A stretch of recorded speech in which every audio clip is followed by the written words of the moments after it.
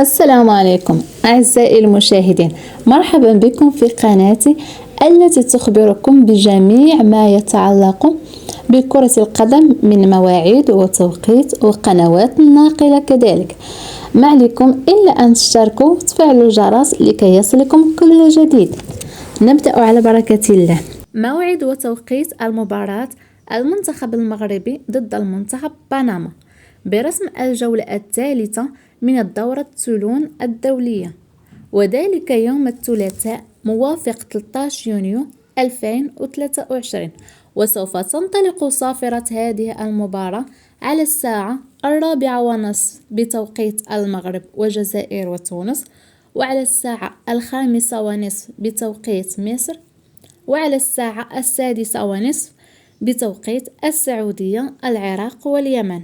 ومن المنتظر نقل هذه المباراة على قناة بي ان سبور العربية. وكنتمنى لكم أعزائي المشاهدين فرجة ممتعة إن شاء الله. دمتم في رعاية الله.